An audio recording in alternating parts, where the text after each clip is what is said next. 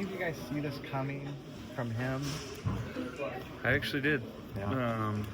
In the locker room before the game, I heard some complaining, and I was gonna say something, didn't, because I didn't want to create more of a distraction, but kind of felt it. And so yeah, I kind of saw the foreshadowing, and I definitely didn't think it was gonna result in that. Didn't know it happened during the game, but yeah. He does regret not saying anything now. Not really. No. If he was going to do that, then he's not the type of guy to be here. So It was no shock that Trey Greenlaw got his starting role back, and that was the plan all along. Was the issue that he was behind D as well that the complaints were about?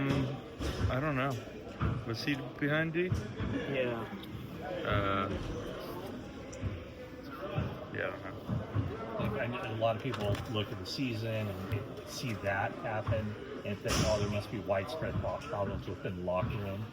Can you address that? Do you feel like... No.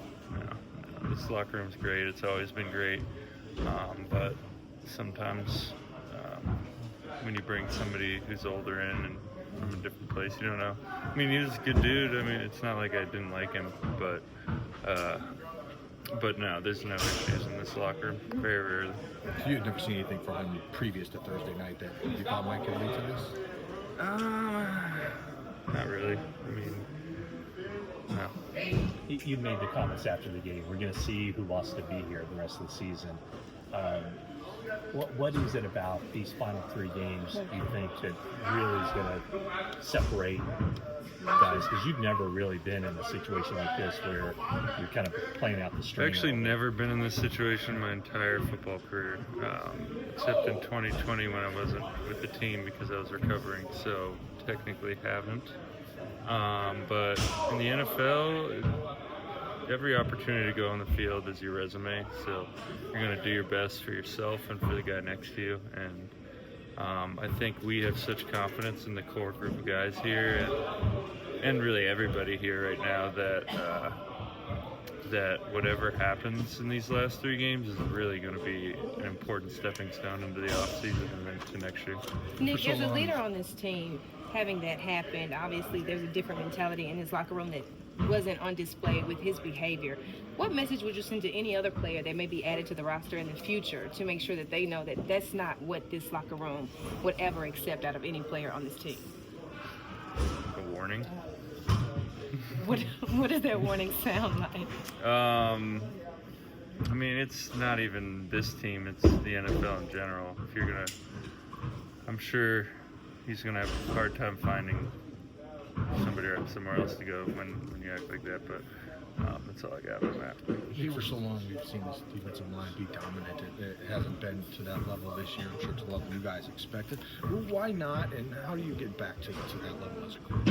I think, watching that tape the other night really got me excited. Obviously, it didn't turn out this year, that game like we wanted, but I see a lot of guys in our D-line room, and I want all of them back next year. I think we have all the players in our room right now to be that dominant line, and I think we looked like it on Thursday night.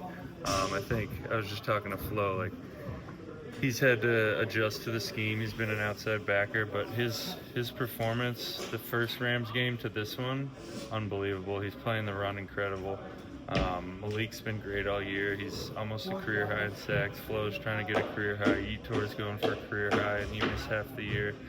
Love what Evan's done. I think he's going to keep ascending. KD, Rob, all players that are young and are going to keep getting better, and most of them are going to be here next year, I think. So I'm excited. I want the same guys in the room, and I think a lot of growth happened this year. When other guys, new guys come here, they say, "Oh, this is a great system. We just get to pin our ears back and go." But is there more of a learning curve than maybe people realize? There is for sure. It's very nuanced in the fundamentals and just the little things that you have to kind of rep over and over again. And obviously, it's no excuse not to be ready for a season and play great from the get-go. But when you're in the situation we're in, you look at the bright side and the fact that everybody's taking steps in the right direction. How did you feel today? Last one. The Reds game. Today, Yeah. decent.